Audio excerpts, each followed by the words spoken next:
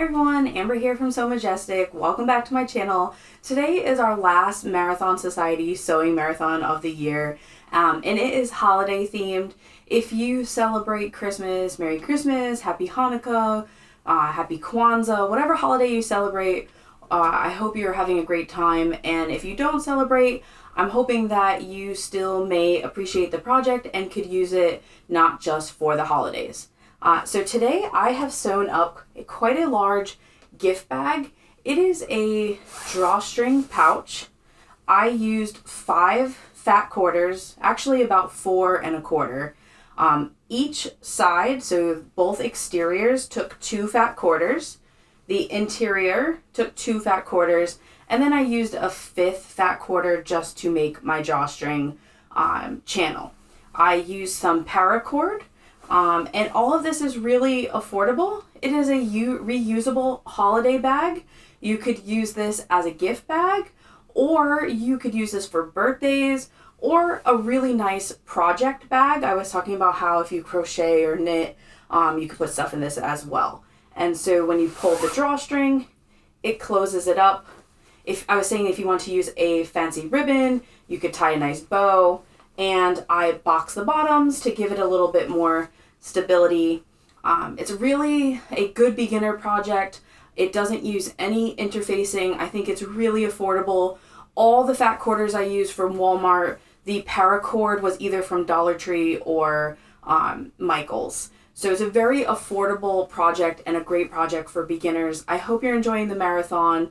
If you have not already, I would love if you subscribe to my channel. It does help my channel grow. I appreciate it so much. Thank you again, and happy holidays to any of you and all of you who celebrate. Enjoy. All right, so I have cut out all the box corners now. Those are all set to go. The other thing I did off camera is I opened up my 3rd fat quarter, and I cut the strip to about 20 inches long, because if I'm looking at the top, these are approximately 21 inches long. So I personally like mine a little bit shorter for the drawstring channel. Some people cut it to the width, and that works perfectly fine as well. So I have cut 2 strips, because we are going to fold them in half. And we need 1 for each side. What I've also did, and I've cut them at 2.5 inches wide, 20 inches long. I've marked a 1/2 inch mark with chalk on the back, because before we fold them in half, that's going to leave a raw edge, and we don't want that to fray. So what we're going to do is just fold this down at the 1/2 inch mark. You could do this smaller amount, like 1/4 inch if you want. It's personal preference. I just like having a little bit more fabric to work with. So I'm going to fold this down here. And again, this is just so we don't have the raw edge at the drawstring channel. And I'm going to do the same for this strip here. And I'm going to bring it to the machine and just top stitch down the edge at about 1/4 inch. Normally I do 1/8 inch. But because I folded it so much under, I don't want this like flopping back out. So I'm going to do a wider top stitch. If you only folded it under by 1/4, then you can do the smaller one.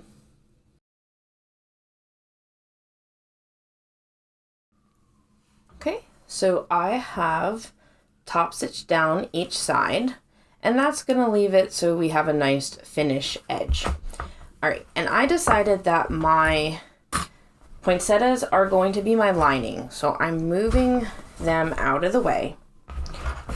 I want to do a couple things. I want to fold this in half, hot dog style, so lengthwise, and then I'm going to line up the edges to mark my center.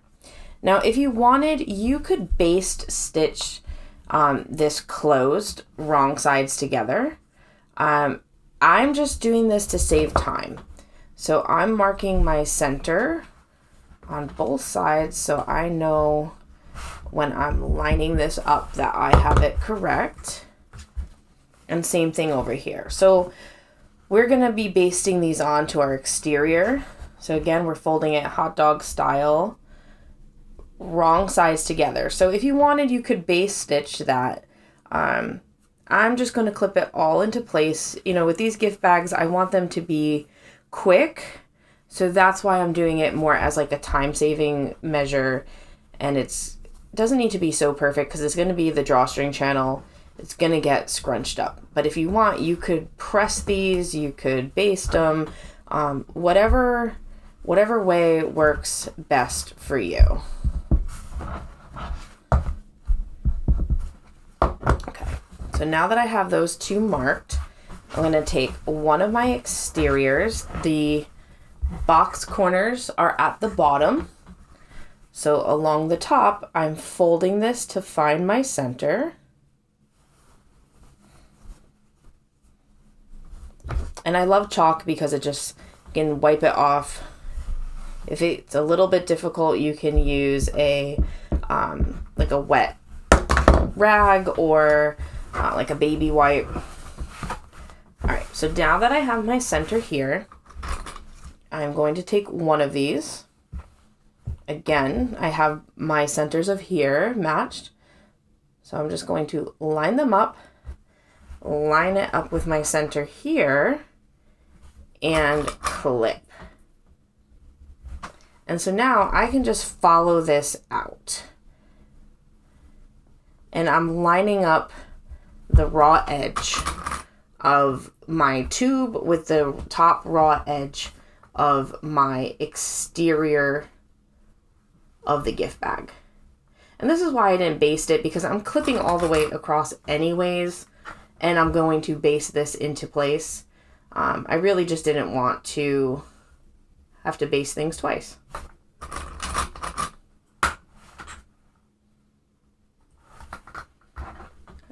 And follow it out along this side as well.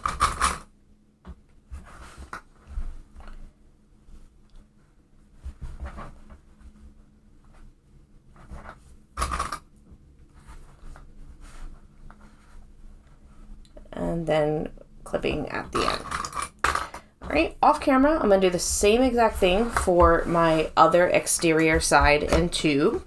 And then I'm gonna take it to the machine and I am going to base stitch at 1/8 of an inch, back stitching at the beginning and the end of my drawstring tube.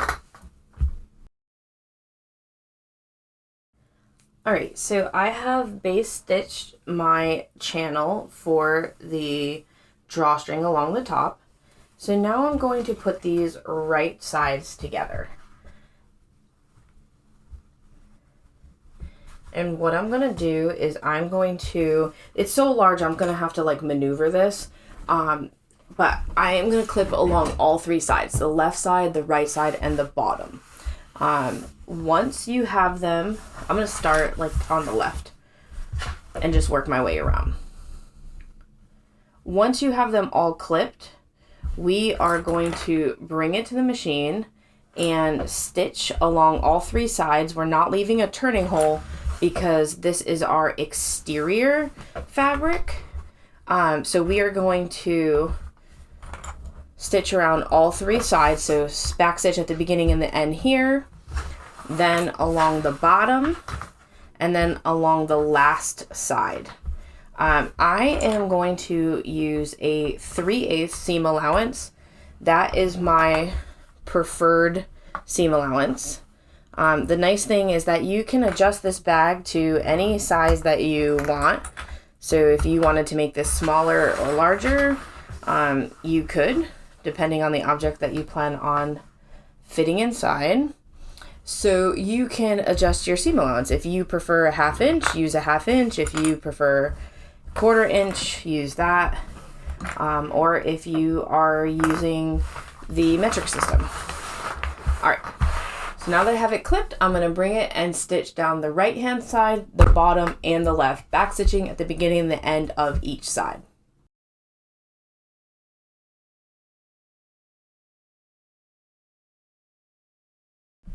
All right, and for this next part, I'm boxing the bottom corner. So I've sewed along both sides and the bottom here. So I'm just going to show it at my machine just because because it's easier. So here's my bottom, and I'm just gently tugging it apart. I am matching up my seams. You can nest them or you can butterfly them open. I'm gonna butterfly them open, but either way works. Just make sure that if you are nesting them, like turning one side one way and the opposite the other, it matches up for the other side. And I'm just clipping it across. And now I'm just going to sew at that 3/8 seam allowance along here, and I'm gonna do it for the other box corner as well. All right, so I have my exterior all boxed. I am going to set it aside for the moment, and I'm gonna repeat the process for my lining. The only exception is I need to leave a turning hole. And for this, I don't want to leave my turning hole in the bottom because I don't want, whatever item to sit on it have that seam. So again, I'm putting them right side together. I'm going to leave my turning hole in the side here.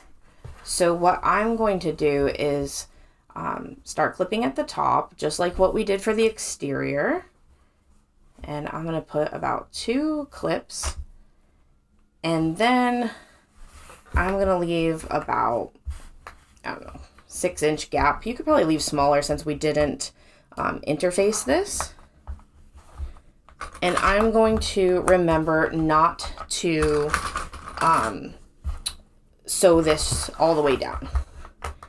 So when I do sew this, I'm going to start at the top, back stitch, and come to this clip and back stitch here. Leave this opening and then start again here, back stitching and continuing all the way around. If I was making this as a purse, I would start with my 3/8 inch seam allowance and then increase my seam allowance to a 1/2 inch as I'm going, just so that way the lining sits better inside.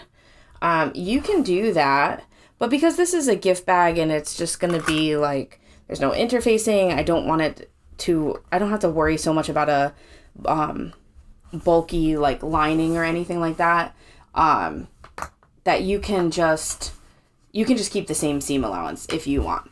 So I'm going to clip the rest of this off camera and sew it. So the same exact way, just leaving our turning hole here on the left, and I'm going to box the corners as well.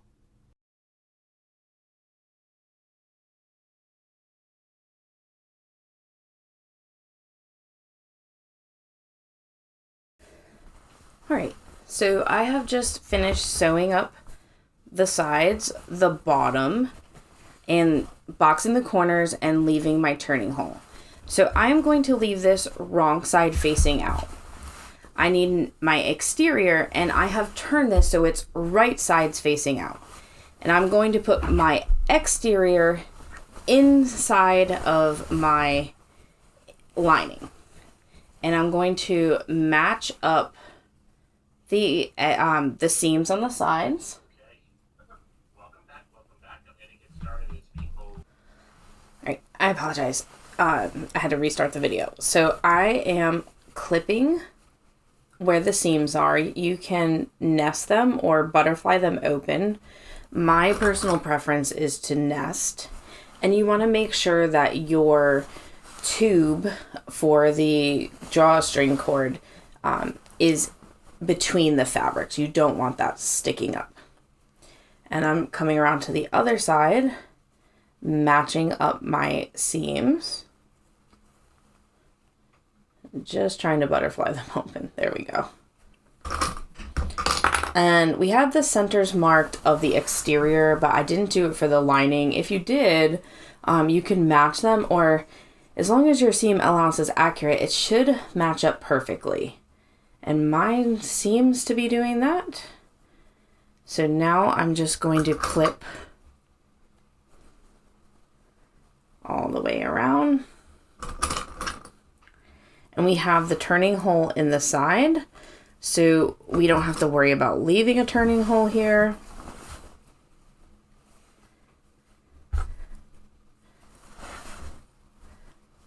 All right, and as you can see, it matches up nicely. So now I'm going to bring this to the machine, and I am going to stitch all the way around. We're going to sew all the way around that circle, back stitching at the beginning and the end, and that is going to attach our lining to our exterior.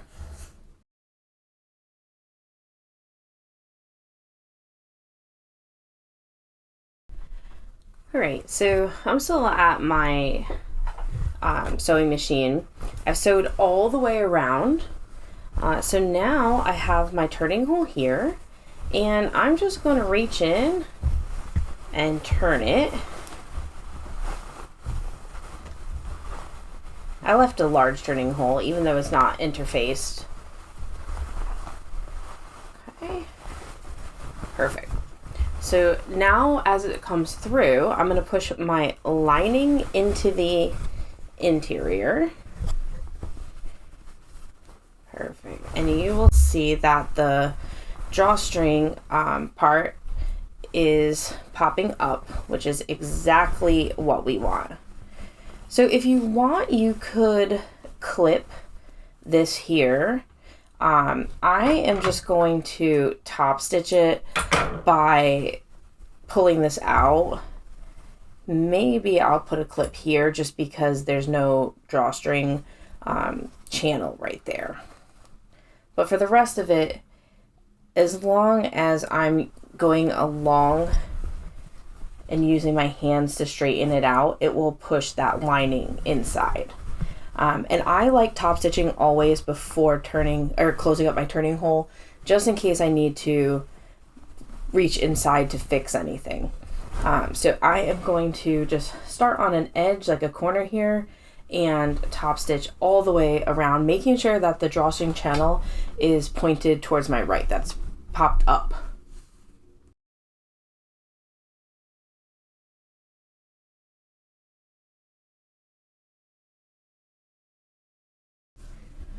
Okay, so I have just finished top stitching around, and it turned out great. I was able to kind of straighten it as I was going, as I was sewing. So now that just leaves our turning hole, and that is inside. And I just put my 2 fingers in and kind of give a little tug, and it helps the seam allowance fold in. And I am just going to clip. You could hand sew this. I always just machine sew. I hate hand stitching. It's inside. I find that it's not really going to show. I'm using colors that match. Oh, I didn't clip that on both sides.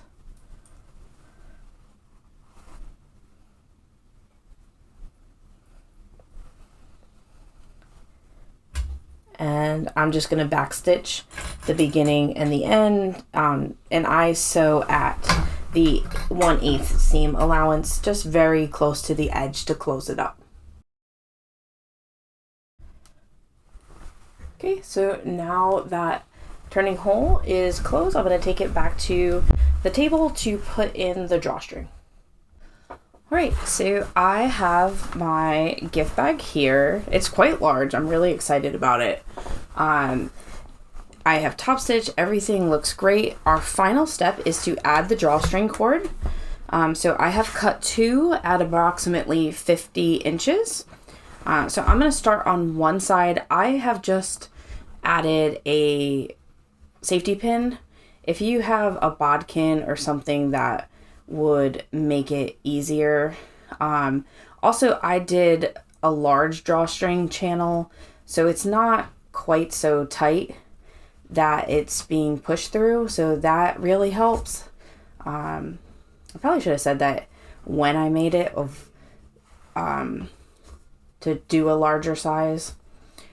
The other thing is I'm using cord, but if you wanted to make this, I don't want to say fancy, but even more decorative, you could use like a bigger ribbon, so that way when you tie this at the end, you could get like a nice bow.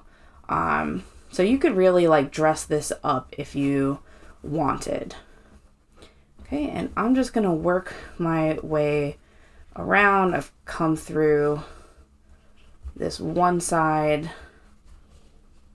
I believe, there we go. and I want to make sure I'm not pulling it out the other side. Okay. And I like leaving this little opening. I feel like it makes it easier to thread, or, you know, some people go right to the end, and that works too. It's very like a personal preference.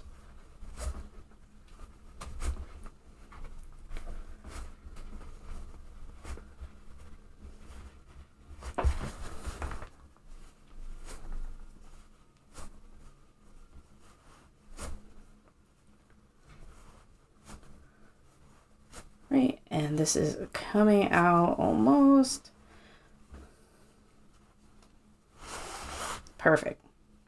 So now what I'm going to do, so this does not get pulled through on accident, I am going to just knot it. If you wanted to use one of the little button things that you kind of like, I don't know the name for it, but where you push it and it tightens it, you could use that.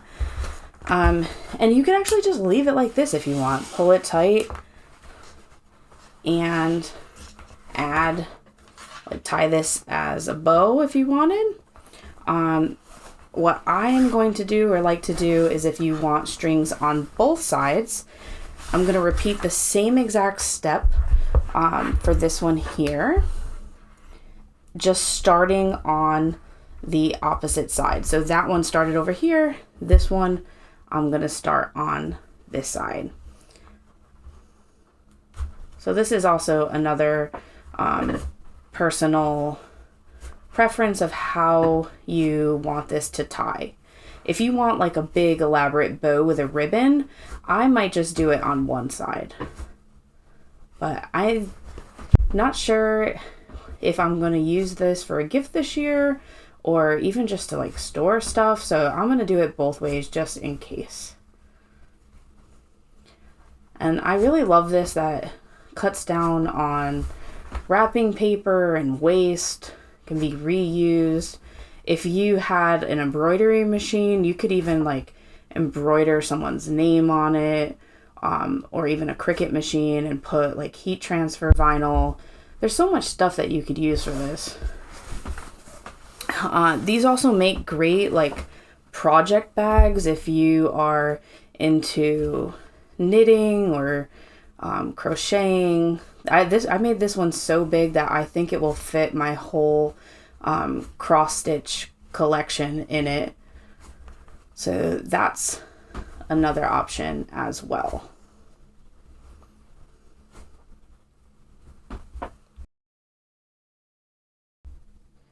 All right, I just made it back to the end, taking off my pin.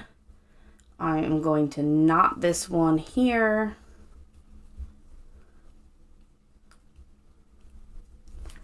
And this is just so that they don't accidentally like come undone. So now you have your strings on both sides. You can pull it and you have a nice drawstring gift bag. And with that box bottom, it makes it so it sits really flat depending on your item. You could do that, choose to do that or not, but I really like adding that on. Okay, so we have just finished up this giant gift bag. I am so excited. I haven't decided yet if I'm going to use it this year, or I might just honestly put all my cross stitching in it because it fits so nicely, and then I could just leave it near the couch and it would look better than just spread out on my coffee table. So again, I really hope you enjoy the tutorial. Let me know in the comments. I tried to do something that was fun and affordable. I hope you are enjoying the rest of the marathon today. Again, happy holidays if you celebrate, and if you don't, I hope that you can still enjoy the tutorial and use it for something useful. See you next time. Bye.